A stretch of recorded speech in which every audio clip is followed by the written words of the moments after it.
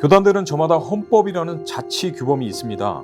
예수 그리스도께서 교회에 주신 권한을 행사하며 그 법도를 시행하는 것이라며 권징에 한껏 권위를 실어 놓았습니다. 그런데 교회 재판이 죄를 범한 목회자에게 관대한 한편 억울한 사람들을 계속 양산하는 이유는 무엇일까요? 아이러니하게도 큰 원인 중 하나는 법조문 그 자체입니다. 많은 교단이 교단 헌법에 무엇이 죄인지, 어떤 죄에 어떤 수위의 징계를 내려야 하는지 명확히 기준에 놓지 않고 있는데요. 법조문이 허술해도 재판위원들이 전문성과 독립성을 갖추고 있다면 기본적인 절차를 지키지 않거나 상식과 크게 동떨어진 판결을 내리지는 않을 것입니다. 하지만 교회 재판의 현 주소는 구멍이 숭숭 뚫린 규정을 전문성이 없는 사람들이 자의적으로 해석하고 적용하는 상황인데요. 이것이 교회 재판을 경험한 사람들이 올바른 판결을 받지 못했다고 생각하는 가장 큰 이유로 꼽힙니다. 교회 재판을 불신한다는 말은 곧 재판위원들을 불신한다는 말과 같습니다. 예장 합동헌법에 명시한 재판국원의 자격은 교단 소속 목사 또는 장로라는 것밖에 없는데요. 조건을 넣어둔 교단들이 있지만 이 정도로 전문성이 확보된다고 볼 수는 없습니다. 이렇듯 별다른 자격 조건은 없는데 재판위원회의 권한은 크기만 합니다. 재판위원회는 재판 당사자나 교회에 중대하고도 실질적인 영향력을 행사할 수 있습니다. 그렇다 보니 재판위원회는 교단에서 요직으로 통합니다. 법적 지식이나 감각이 없어도 교단 정치를 오래 하면 재판위원을 할 수 있습니다. 재판위원회의 비전문성이 단적으로 드러나는 예가 교회 재판 판결이 사회법정에서 뒤집히는 경우입니다. 기본적인 절차를 지키지 않았기 때문 경우가 많은데요. 두레교회 사건을 보면 한눈에 이해가 갑니다. 대법원은 총회재판국의 상고를 기각하고 이문장 목사의 손을 들어줬습니다. 총회재판국은 이 목사가 설교에서 이단성을 드러냈다며 유죄 판결했습니다. 평양노예 재판국은 정직 24개월을 선고했는데 총회재판국은 이를 파기하고 면직 출교 판결을 내렸습니다. 그런데 이 판결이 사회법에서 뒤집힌 것입니다. 1심 법원이 밝힌 무효 사유를 요약하면 이렇습니다. 예장통합헌법은 죄가를 범한 자를 알게 된 날로부터 2년을 경과하면 고소하지 못한다고 규정했는데 재판국이 문제 삼은 이문장 목사의 설교는 2011년경입니다. 고소 제기일은 2014년이므로 기소는 부적법합니다. 예장통합헌법 시행 규정은 이단 행위에 대한 기소의 경우 교수 5인에게 질의서를 보내 과반수의 인정을 받아야 한다고 규정하는데요. 교단 재판에서는 이 같은 의견서를 전혀 첨부하지 않았습니다. 예장통합헌법은 불이익 변경 금지 원칙을 명시하고 있는데요. 총회재판국은 정직 24개월을 선고한 노예재판국보다 중한 처벌을 내렸을 뿐만 아니라 중한 처벌을 내려달라고 요구한 사람도 없었습니다. 헌법 시행 규정에는 범죄의 일시, 장소와 방법을 명시해야 한다고 나와 있습니다. 그런데 이 사건에서는 일시와 장소, 방법이 전혀 특정되지 않았습니다. 법원이 제시한 무효 사유를 보면 이문장 목사의 이단성에 대해서는 판단한 부분이 없습니다. 스스로 만든 규정조차 지키지 않고 면직 출교라는 처분을 내린 점에 대해 무효라고 판단한 건데요. 예장통합재판국은 고등법원을 거쳐 대법원까지 상고했지만 모두 패소했습니다.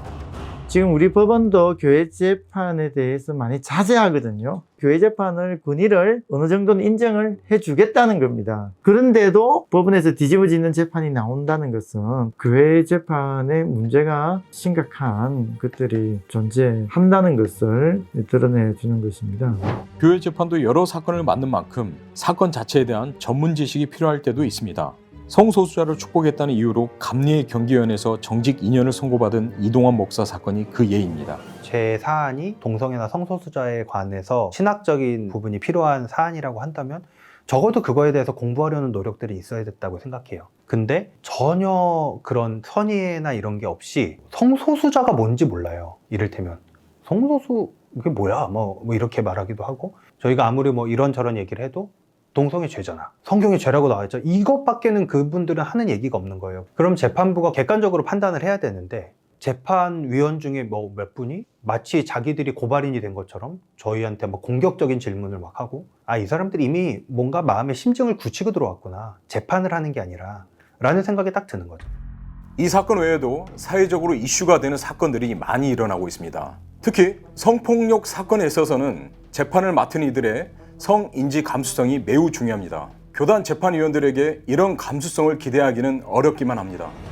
전병훈 목사 성추행 사건을 재판할 때 재판국원들의 낮은 성인지 감수성이 그대로 드러났습니다.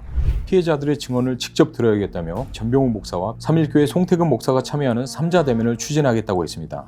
장로교단에서는 성폭력 피해자가 신뢰할 수 있는 사람을 교회 재판 변호인으로 선임하기도 힘듭니다. 성폭력 피해자의 경우 반성폭력 기관의 도움을 받는 경우가 종종 있는데 그 교단 사람이 아닌 이상 교회 재판에 동석할 수 없게 돼 있는 것입니다. 변호인을 선임하는데 이 피해자들이 교단에 아는 장로나 목사가 있냐고요. 네, 교단의 그렇구나. 장로나 목사만 변호사를 선임할 맞아요, 수 있잖아요. 맞아요. 네. 근데 교회에서도 쉬쉬시키고 뭐 교회 장로님들도 아무도 안 도와주는데 어떻게 변호인을 선임하면 우리 같은 사람이 뭐 신뢰관계인 동석한다 그래도 못 들어가게 하니까요. 그러니까 피해자가 가서 진술하기도 힘들고.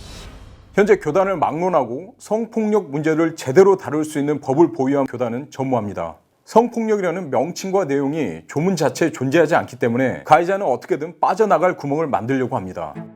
감리회는 재판법에 부적절한 결혼 또는 부적절한 성관계를 하거나 간음하였을 때라고 정해놨고 이를 어겼을 시 정직 이상 징계를 받게 해놨습니다. 성문제가 언급돼 있다는 점에서 의미가 없지는 않지만 이 정도 수준으로는 빠져나갈 구멍이 많은데요. 일례로 감리회 서울남녀회 심사위원회는 2019년 제자와 부적절한 성적 행위를 한 S 목사를 불기소했습니다. 여러 차례 유사 성행위 등을 했지만 성기를 삽입하는 성관계는 없었기 때문에 기소하지 못했다는 것입니다. 교단 내 여성 단체들이 성폭력 특별법 제정을 요구하는 이유가 여기에 있습니다. 그러나 아직까지 법을 제정한 교단은 없습니다. 교단 목사들은 학연과 지연으로 촘촘하게 관계가 얽혀 있습니다. 노예 지방의 연회는 신학교 선후배와 같은 동네 목회자들의 모임인데요. 이런 상황에서 재판부의 독립성을 지키려면 재척 사유를 더욱 엄정하게 규정해야 합니다. 하지만 교회 재판은 그렇지 않은 경우가 많습니다. 2016년 사랑의 교회 갱신위원회 교인들을 재판했을 때도 문제가 발생했습니다. 오정현 목사가 제공한 식사 모임에 재판국장으로 선임된 김광석 목사가 참석했고 재판에 관한 이야기를 주고받은 것인데요. 갱신위는 문제를 제기했지만 재판은 그대로 진행됐고 결국 갱신위 교인 13명을 징계했습니다. 이동환 목사의 경우 총회 재판위원장 조남일 목사가 이 목사를 고발한 경기위원회 자격심사위원회 위원이었습니다. 고발인이 재판장을 하고 있는. 그렇죠. 네네네. 재척 사유가 돼야 되는 분이고 심지어 그분이 그 사실을 몰랐냐? 알고 있었대요. 근데도 자기가 재판을 하겠다라고 우겨서 그날 들어왔고 알았다면 당연히 저 이 재판 못 받겠습니다라고 하는 게 상식 중에 상식인데 그걸 이젠 재판 날 우리한테 이야기를 해요. 우리가 양해를 해주면 재판을 진행하겠다라고 하는 게 그냥 그 말을 들었을 때 제가 이거는 뭔가 정상적인 상황이 아니구나라고 해서 당연히 휴장을 요청했고 어찌됐든 재판이 진행이 안 됐는데 세상의 법정에서는 상상하기조차 힘든 그런 일들이 종교재판에서 버젓이 일어나고 있는데 이걸 그냥 종교재판은 특수해 라는 걸로 넘어갈 수 있는 문제인지는 정말 좀 스스로 생각을 다시 해보셨으면 좋겠다는 생각이 들어요. 그러니까 특수성 당연히 있죠. 그래도 어떤 보편적인 원칙이나 그리고 적어도 이 스스로 만든 이 장정을 준수하는 거는 기본이 아닐까. 기본을 지키지 않는 재판이 공정할 거라고 기대할 수는 없지 않을까. 법은 갈등이 발생할 때 재판이나 절차를 통해서 이걸 해결해 나가는 과정인 건데 근데 교회 부분에 있어서는 좀 다른 것 같아요. 기존의 권력을 옹호하기 위한 그러니까 거기에 더 권위를 부여하기 위한 그런 절차로 기능하고 있는 게 아닐까. 가장 그래도 보루라고 생각하고 있는 교단 총회에서조차도 힘의 논리, 교계 내에 권력 같은 것을 가진 교회에 휘둘리게 되는 모습을 보면서 너무 낙심이 되더라고요. 네, 신앙적으로도. 그래서 과연 지금 정말 교회에 희망이 있는가, 소위 말하는 교권주의라고 얘기하는 목회자 중심의 기존의 이 교회 체계가 과연 이대로 유지하는 것이 맞는가, 한계점을 여실히 보여준 것이 아닌가 싶습니다. 교회 재판 제도가 바뀌기 어려운 것은 법을 개정할 권한을 가진 사람도 목사, 장로이기 때문입니다. 이들이 기득권을 스스로 포기하게 하려면 결국 대의에 호소할 수밖에 없습니다. 교단들이 헌법에 명시했듯이 교회 재판은 예수 그리스도께서 교회에 주신 권능입니다. 지금 이 예수 그리스도의 권능은 불신받고 있고 힘있는 사람을 편들고 힘없는 사람을 더욱 억울하게 한다는 오명을 쓰고 있습니다. 바로 세울 길이 있는데도 교회의 특수성 운운하며 현행체제를 고집한다면 결국 밥그릇 뺏기기 싫구나라는 비아냥만 듣게 될 것입니다. 시청해주셔서 고맙습니다.